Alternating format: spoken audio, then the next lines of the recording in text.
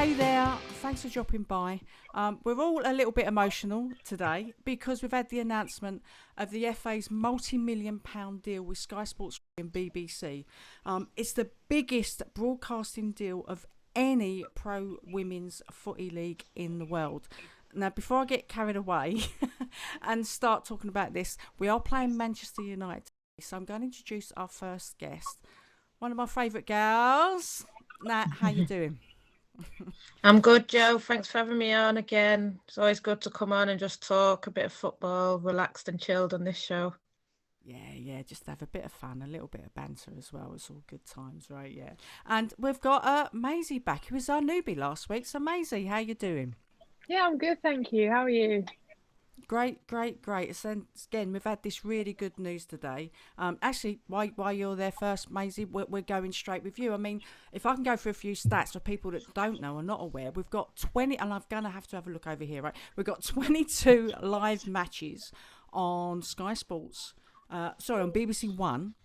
Free, that will be obviously every single weekend. We're going to get one match, all right? So we're going to get 44 matches on Sky Sports Football on 3 of their channels. Some will be on Sky One and Sky Sports Mix as well, you know, so some of it is going to be free, and then all the non-selected ones will still then be on the FA player. So Maisie, what do you think of it? What do you think of all I this? think it's fantastic, isn't it? Like, we have to be so ecstatic because Sky Sports and the BBC are very well respected platforms, and just the publicity for women's football, it needs to be better, and this is going to be a massive breakthrough. Absolutely. Nat? Yeah, I'm buzzing, Joe. It's really good. It's something that I've always wanted. They're saying that they're going to bring in like more tactical awareness and, bringing in the pen and drawing on it and all things like that. I think are going to be really good because I feel that that's a market that we're missing at the moment. I am really excited. A bit worried about the kickoff times. I don't really like 11:30 on Saturday. I mean, getting up that early, and especially if you have to go away, I'm not feeling that. But it's going to be for the greater good, hopefully. And hopefully, you have these kickoff times. More people get interested. More people want to come, and then they might change them to normal times. Hopefully, 12:30 is all right, but 11:30's a bit too early for me. I don't mind the 6 o'clock ones either, though. That's on Friday and Sunday. I mean, I'd rather not on a Friday, but I'm happy. Just the 11:30, I'm not mad for. It's weird though, right? I think for the as you know, now I go to the away matches as well. So Friday at 6:30, it'd be a bit hard for me to get up to Manchester, or on a Sunday night thinking, oh, you've got to go to work the next day. It's going to be a little bit tough, I think, for people. I can understand why they've done it, and I think if they're really smart, with all the fixtures sorting that out, I think we could have some derbies maybe on the 6:30 and the Sunday late one as well. And I think that actually might work. Also, I mean, I know a lot of people that play football on a Sunday, or they watch their kids or take their kids to football on a Sunday as well. They can now get to some of the matches as well, so we might be selling more tickets, I think. What do you reckon? Yeah, hopefully. And I think, we've seen it once at Man United where they've done an early kickoff for the women and a later kickoff for the men, and it's led to more people coming, or potentially, an early for the men and a later for the women might lead to more people. So like you say, if they plan it right, if they have the scheduling on point, then it could work. But like you say, you don't want you guys coming up to Manchester or us going down there and at those silly times. But if you do, like you say, the derbies, and I thought our derby that we just had was really good time to have it. And then we thought, it would have been great if fans could have gone, straight after work, got on the bus or something and turned up there. But it is what it is. Obviously, there's not fans now, but that's a good time to have it when fans are back, hopefully. Yeah. I just think that there's going to be loads of new people, I think, coming because they can now fix different times. I think that's brilliant. And of course, as you say, everyone can now watch on the TV, right? Everyone. Brilliant. But yeah. But anyway, should we, because as well, I'm just going to say as well, what's really exciting for me is my biggest bugbear, I should say, of the WSL and especially the Championship as well, is that it's the refereeing, it's the officials, it's so bad. So to know that there's going to be funding and support for the refereeing is just, I can't stop smiling. But yeah, okay. So I'm going to go on to the match. If we can, Nat, 'cause I know I will get back to you in a minute, but obviously just want to touch on, because where we are at the minute, where we are at the minute, I just want to sort of touch on our previous match with Maisie, if that's all right, Nat. Because our performance against Birmingham, that last minute, they took it from us. That last minute, it felt like a loss. Maisie, over to you. No, I know. I mean, I didn't watch the full game, and I missed the first goal. So I picked my phone up and I saw on the score sheet, and I was like, oh no, it's 1-0. And I put it on and I started watching, and I was like, okay, no, that's good. We can do this. We can come back. And then obviously you had that massive head injury just before half time, which I think was a bit of a worry for everyone. But as most of the women do when they get injured, they carried on like absolute troopers. And then second half kicked off. We were doing pretty well, and I missed the second Birmingham goal.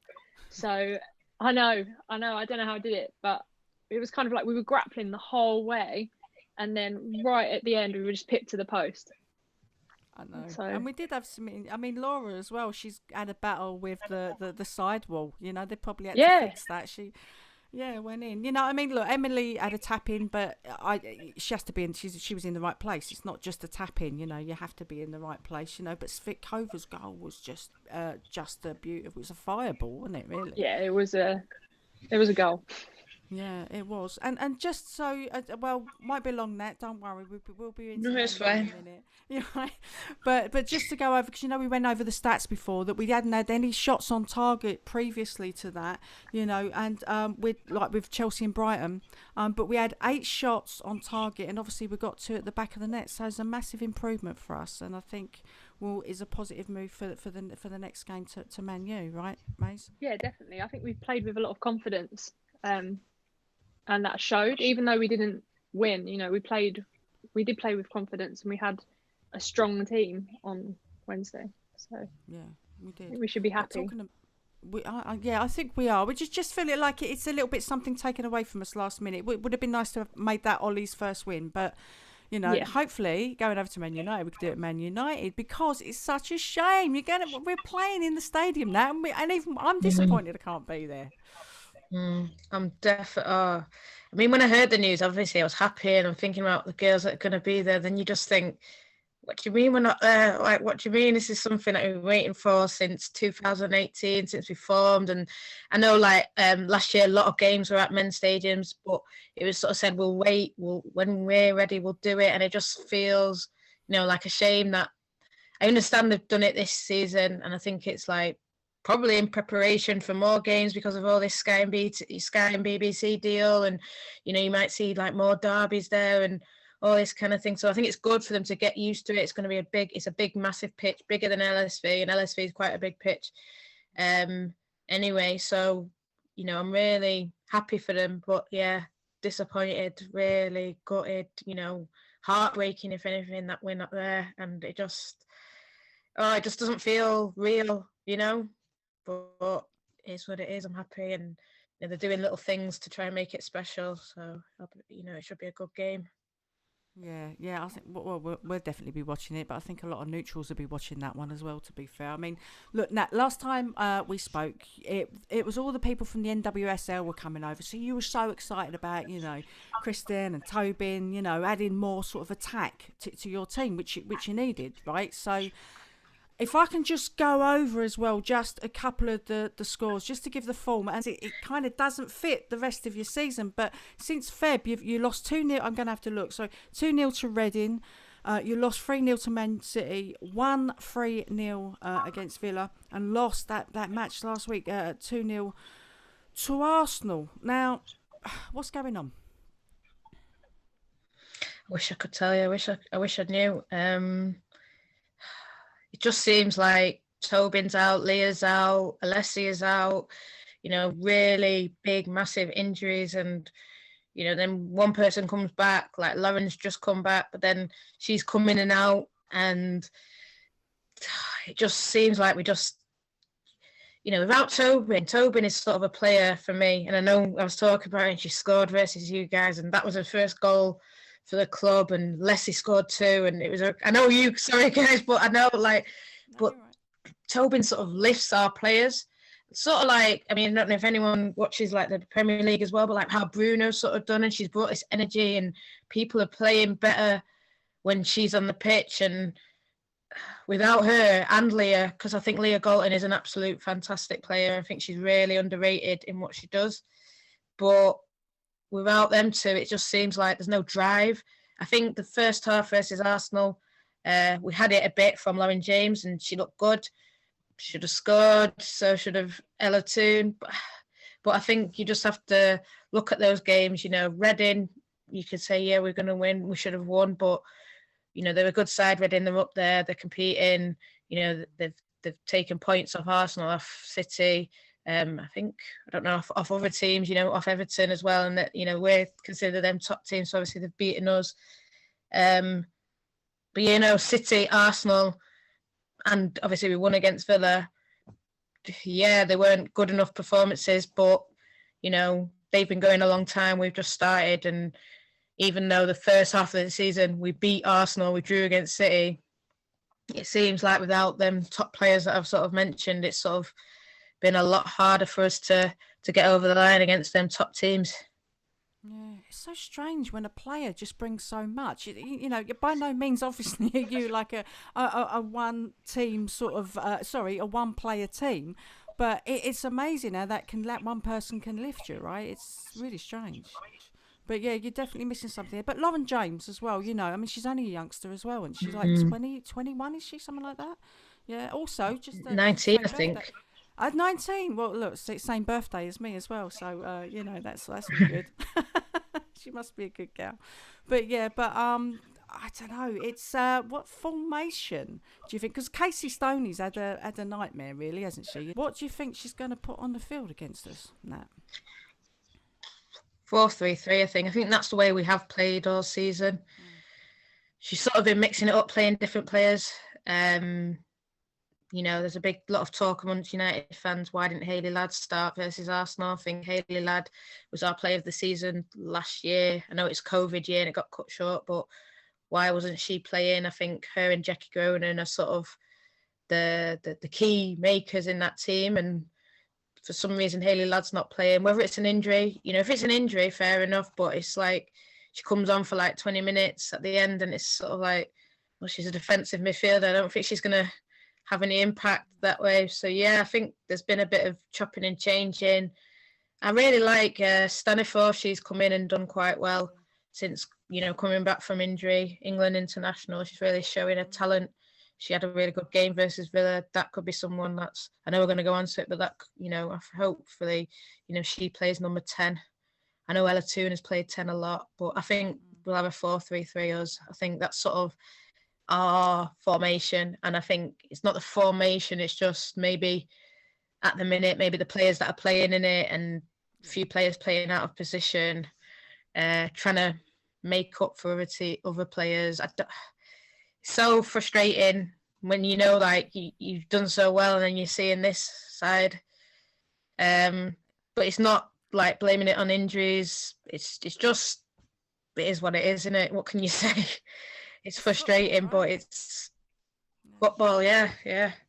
Maisie, Nat wants to be where we are, don't she, really? No, but I saw you guys, and you did actually quite well. You did quite well versus Birmingham. I watched it because I like Carla Ward. She's a good manager, so I watched it, and I was happy for Birmingham. But yeah, you guys did well, in that game, and you shouldn't be down about it. There's plenty more points to play for. Yeah, well, yeah, we're scrapping away there at the bottom. We definitely are. I mean, Maze, how do you think we're going to win the match this week?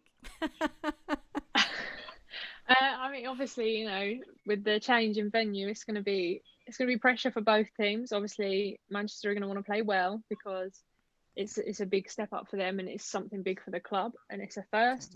We have played a couple of games in bigger stadiums, like we played at the Park, the Elizabeth Stadium last season. I know that's well over a year ago, but we have got the experience of playing in a big stadium. It'll be different because there's no crowd there, so there's no proper atmosphere. So I think that will settle nerves maybe a little bit. Formation, I haven't got a clue. We keep playing different. We keep playing 3 at the back, which, you know, that's fine. So we'll probably stick with that. But so on Wednesday we had 3 up the top, which is, you know, Birmingham are very defensive, so I can see why he's done that. But then the game before we had 1 up top and 2 just behind. So who knows? Who knows what he's going to do? He might be playing around to see what fits us best. And I think the formation that we did have on Wednesday was really strong. So it all depends really. But I think Thomas in that central forward position is going to be quite crucial for us on Saturday. Yeah, absolutely. I'm 100% with you there. Never know what Ollie's going to do, and that's why, in a way, it's exciting as well, but it's nerve-wracking at the same time, you know, because we just don't know what we're going to do. I mean, and looking at the players as well. I mean, Nat. I mean, I think last time, I think you said it was. I can't remember what you said last time. I think you said it was Alicia Lehman as well that you was a little bit scared of, and Darley. I mean, who is it this season? Now, I should say, this year. Well, I would have said Lehman still, but obviously she's at Everton. But I think Leon. But I know she I just read recently that she's injured. Yeah, she's actually one that's looked good for you guys. But I think Thomas, yeah, because I think with us and we're conceding from corners, and that's what I'm worried about. Someone getting a free header, and obviously if she gets free in the box, that's who I think. And obviously the girl who scored, I can't say her name, really sorry. Spitkova, yeah. Scored the second one. Spitkova.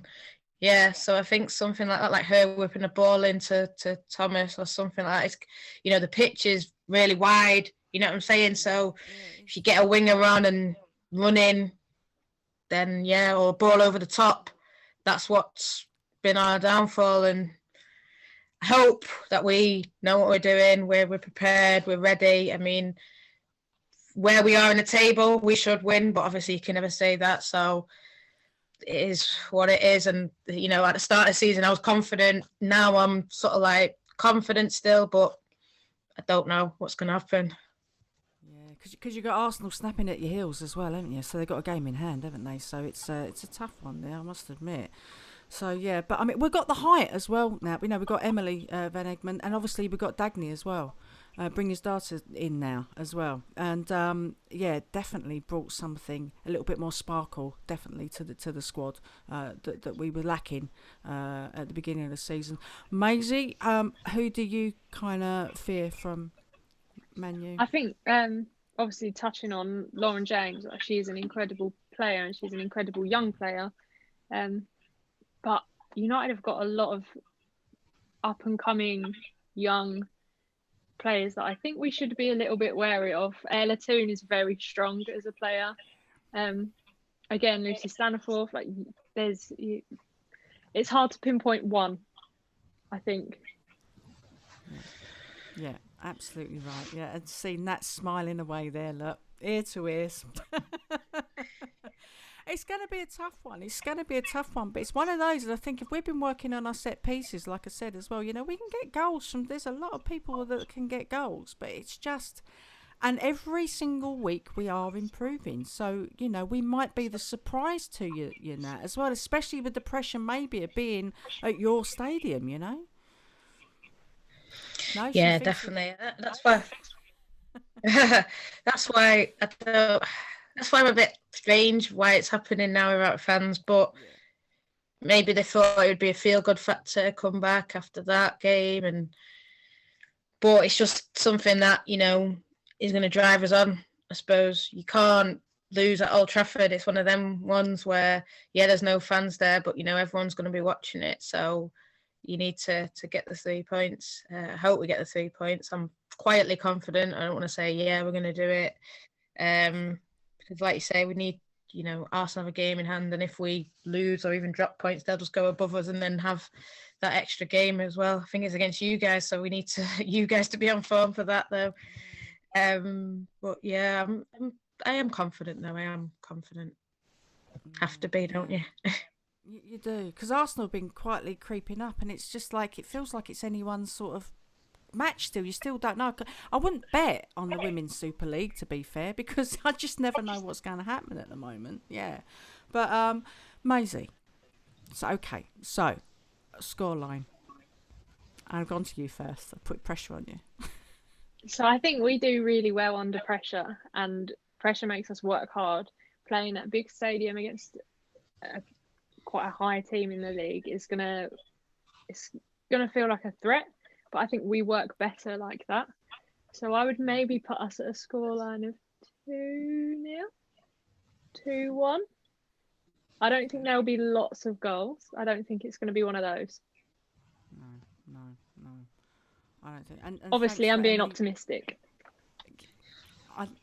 That's what we need to be. We need to be more positive. We always keep saying that, and we're sticking with that. Yeah, exactly. Yeah, and thanks for Emily Ramsey as well. Even though we didn't find out till after you put your tweet out, you lot. But yeah, thanks for Emily. Yeah, it's quite a good catch. But yeah, so what do you reckon? You be honest. It's okay. It's not going to offend. Yeah. I think 3-1 Man United. I think we've got to win. Got to come back. We always come back fighting after defeat. So for me, got to win it, and it's at Old Trafford. So do it for the fans. Get the 3 points. I mean, this won't define you guys' season. Hopefully not, and hopefully you go and beat Arsenal for us. So, 3-1 Man United.